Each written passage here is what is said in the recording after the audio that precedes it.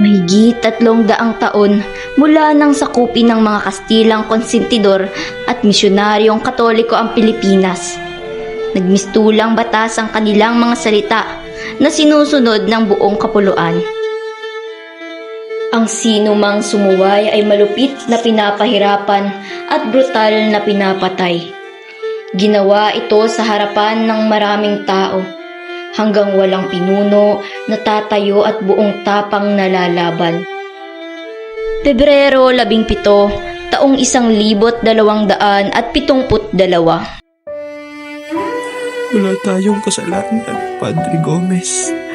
Bakit nila ginagawa sa atin ito? Tanggapin natin ang katotohanan. Wala tayong dapat ikatakot, Padre Zamora.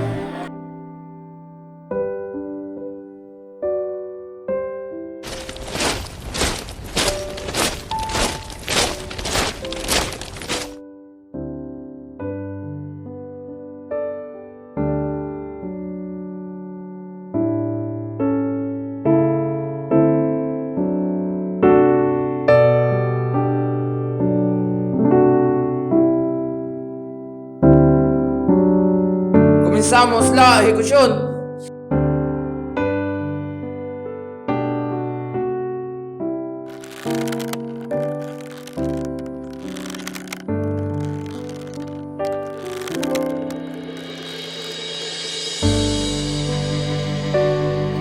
Alam kong walang dahon sa isang punong makakapagtago sa nais ng Panginoon. Dahil ginusto niyang mamatay ako para sa Kanya, susundin ko ang Kanyang nais.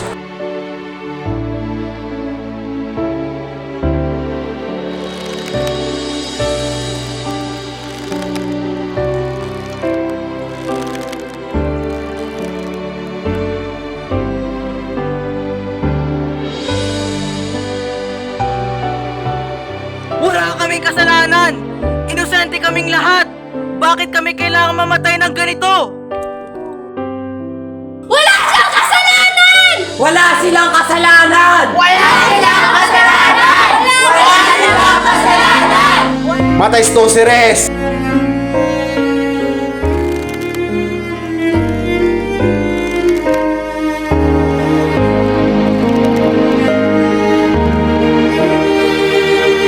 ¡Viva España! Viva España! ¡Viva España! Viva España!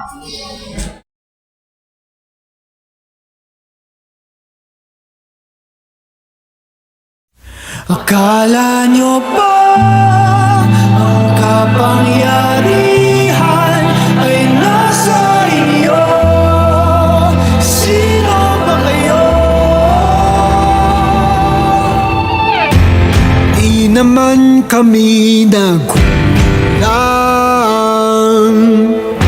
sa aming pag-unawa.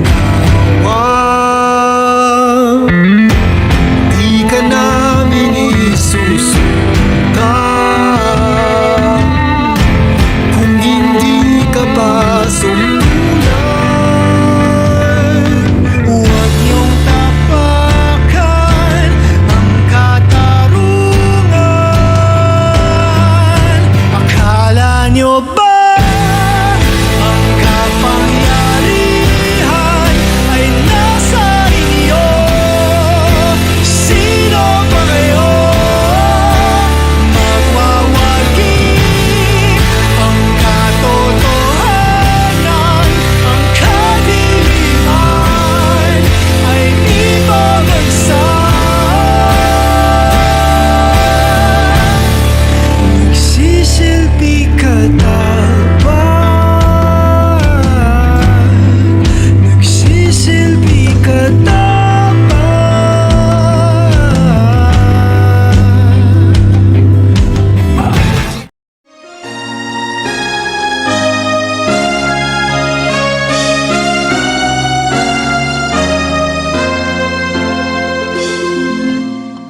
Mga kapatid, mga magigiting na anak ng bayan, ang inyong pagparito ay nagpapakita na hindi kayo nasisindak sa napipintong panganib. Andres Bonifacio, Mason, Taga Maynila. anak ng Tondo. Itinatag ang katipunan o kataas-taasang kagalang-galang na katipunan ng mga anak ng bayan noong gabi ng 7 ng Hulyo, taong 1872. Pagkatapos mapabalita ang pagdakip at pagdestiyero kay Jose Rizal. Inisip ng mga tagapagtatag na sina Andres Bonifacio, Teodoro Plata, Valentin Diaz, Ladislao Diwa, Deodato Arellano at 2 pa na walang saysay ang kilusang reformista. Ang katipunan ay isang lihim na samahan para ibagsak ang gobyernong dayuhan. Unti-unti itong kumalat sa mga bayan sa paligid ng Maynila at nagkaroon ng mga sanga hanggang sa Ilocos sa Hilaga, Kabikulan, Aklan, Cebu, Palawan at hanggang Mindanao bago natuklasan noong Agosto 1876.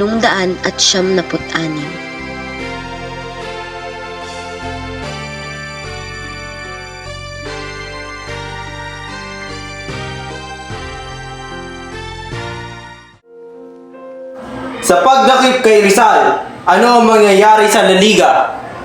Tiyak na dadakpin rin ang mga praile at ang lahat ng sumusuporta rito. Hindi tayo makukulong. Lalaban ako kung kinakailangan. Hindi ako susuko sa mga Kastila na yan.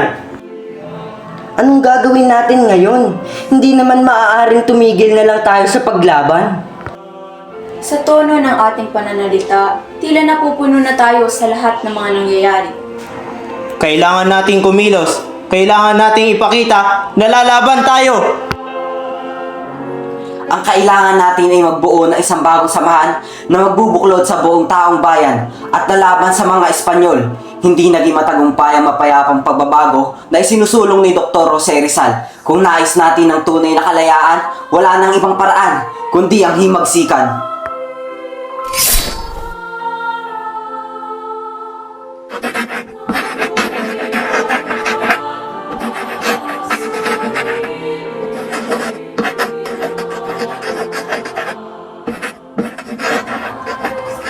Mapanganib ang ating tatahakin, pero hindi dapat tayo matakot. Kahit sa kamatayan, isipin natin tayo malakas, matibay at makapangyarihan. Tayo ang kataas-taasan, kagalang-galangang katipunan ng mga anak ng bayan.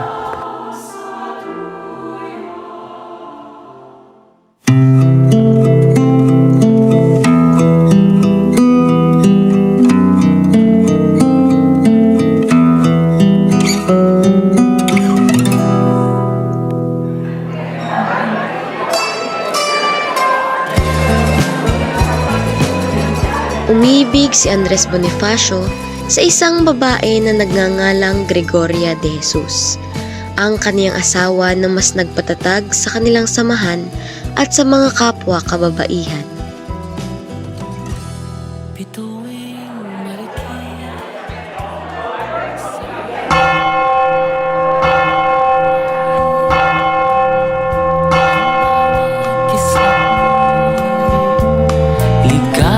Ligaya ang taglay,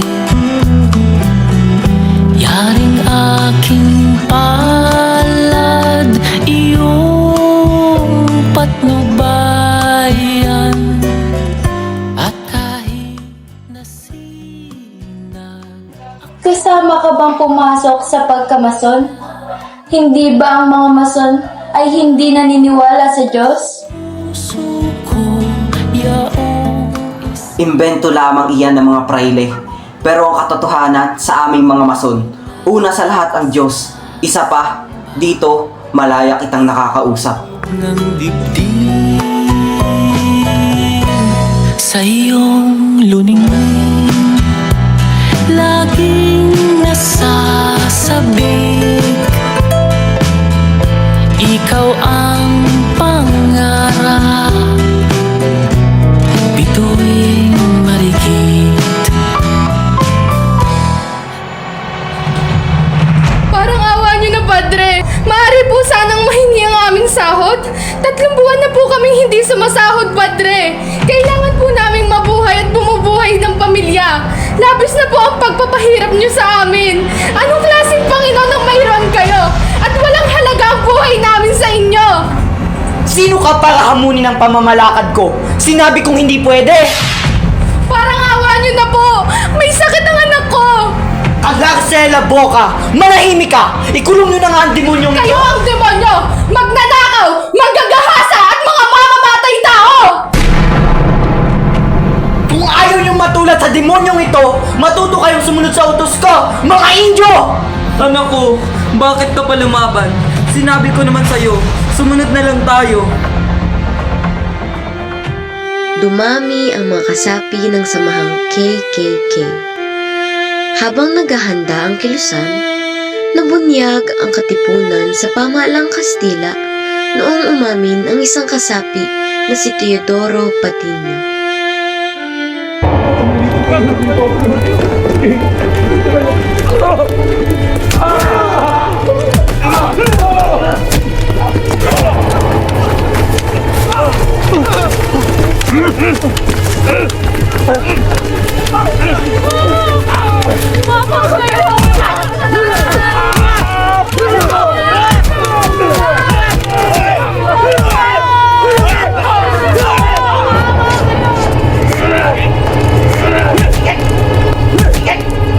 Venga, dime la verdad. Umamin ka na.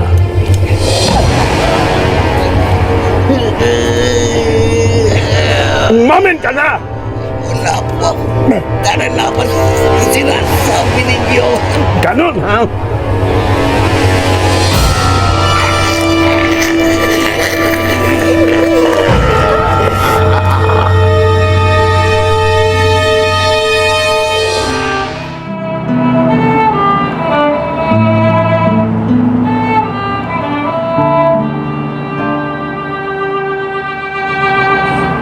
Sabihin niyo sa mga pinuno ng konseho, ipinapatawag silang lahat ng Supremo. Dahil sa walang awa na pagpaslang sa mga Pilipino na nakakaalam nito, ibinigay na ang hudyat ng himagsikan. Ang kinabukasan ng mga susunod na henerasyon ay bahagi ng ating responsibilidad. Tayong mga nauna, tayo na may lakas, tayo na may kakayahang lumaban. Tayo ang makapagbibigay ng kalayaan na nararapat sa kanila. Malaki ang tiwala ko sa iyo, Andres. Bilang ina ng katipunan, pinauubaya ko sa iyo ang desisyon na gawin kung ano sa tingin mo ang nararapat. Napakarami na ng mga nabiktima ng mga Espanyol at mas marami pa ang mamamatay kapag hindi natin napigilan ang kanilang pang-aapi. Sa labanang ito, isusuong natin ang ating mga buhay sa panganib. Ilang araw mula ngayon, sa gabi ng 29, sisimulan natin ang revolusyon. Ilabas niyo ang inyong mga sedula! Pagmasdan niyo ang munting papel na umaalipin sa ating lahat. Katipunan, kailangan na nating wakasan ng ilang daang taong pananakop ng Espanya. Kulang man tayo sa sandata, mas malakas man ang baril at kanyo ng mga Kastila. Lalaban tayo hanggang sa huling hininga. Hindi tayo magpapalupig, tayo ang magtatagumpay. Dahil tayo ang mga anak ng bayan, tayo ang magmamay-ari ng lupang ito. Sa atin ang bayang ito. Punitin ang mga sedula nyo! Mabuhay ang katipunan! Mabuhay! Mabuhay ang revolusyon! Mabuhay! Mabuhay ang katipunan! Mabuhay! Mabuhay ang revolusyon! Mabuhay!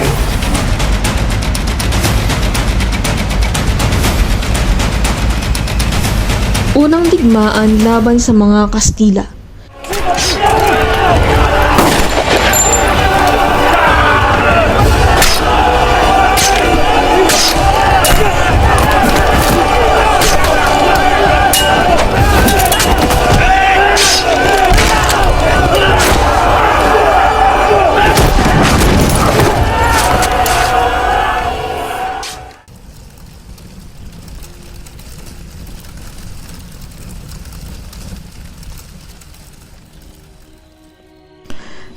Ang labanan na iyon ay nagbigay ng lakas ng loob at nagbigay ng inspirasyon sa iba't ibang lalawigan para mag-aklas at labanan ang mga Kastila. Pero hindi lahat ng labanan ay nagiging matagumpay dahil sa kakulangan ng mga armas. dumating ang panahon na pinakamasakit para sa Supremo. Buhay. Buhay ng mga katipunero ang nagiging kabayaran para sa kalayaan ng bayan.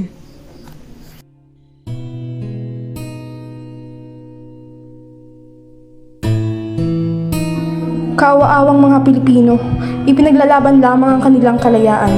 May araw rin kayo mga Kastilang animal!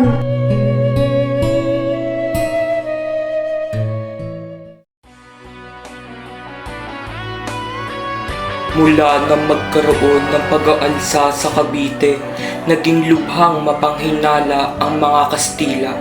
Ang digmaang ito ang maglilikha ng walang tilang pagluha ng ating mga asawa.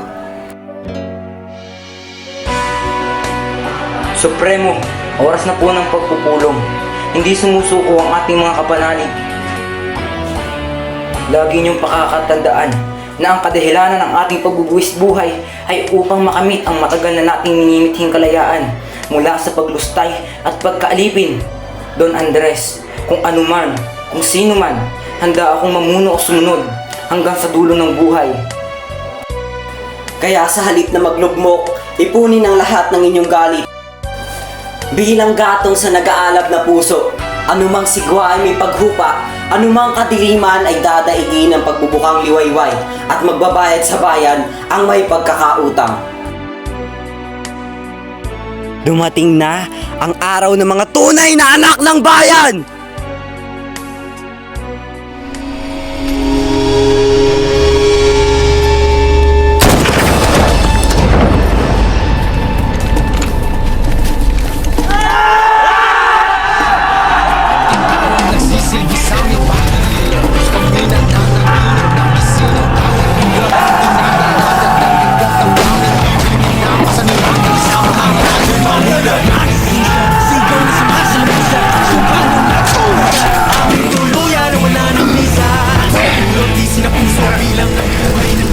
Nung daang taon mo kaming inalipin.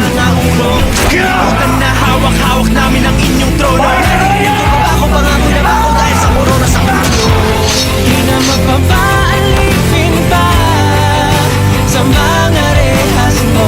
Di mabubuwag ng kahit anong masinta ang katotohanan to. Di mo na malay ang lumipad. Di mo na makukulong. Akala nyo ba ang kapangyarihan ay nasa Andres Bonifacio, ang supremo ng katipunan, ang ama ng himagsikan. Isang taong isinilang sa kahirapan, ngunit nagtaglay ng katapangan at paninindigan na magpaalam sa damdamin ng buong bayan. Hindi nagpasindak sa kapangyarihan ng mga dayuhan at nagpatuloy kahit sa harap ng panganib at kamatayan. Isinakripisyo niya ang kanyang buhay para sa kalayaan ng mga Pilipino. Isang kalayaang hindi na muling itatali sa tanikala ng pang-aalipin. Sa kabila ng kanyang pagkamatay, ang kanyang mga ideya at naghikain ay patuloy na nabubuhay. Naging inspirasyon si Bonifacio sa libo-libong mga anak ng bayan na sumunod sa kanyang mga yapak upang itaguyod ang dangal at kalayaan ng ating bansa. Ang kanyang dugong bumuhos ay hindi nasayang, kundi naging simula ng pag-asa at pagbabago para sa mga susunod na henerasyon. Sa pagtatapos ng ating kwento, huwag nating kalilimutan na si Andres Bonifacio ay higit pa sa isang bayani. Siya ay isang Pilipino, isang anak ng bayan, isang pinuno na nagmulat sa ating mga mata sa tunay na halaga ng kasarinlan. Ang kanyang pamana ay hindi lamang ang sigaw ng pugad lawin, kundi ang hindi matitinag na diwa ng katapangan, pagkakaisa at pag-ibig sa bayan. Sa kanyang alaala, ipagpatuloy natin ang laban para sa kalayaan, katarungan at kasarinlan. Mabuhay si Andres Bonifacio! Mabuhay ang Pilipinas!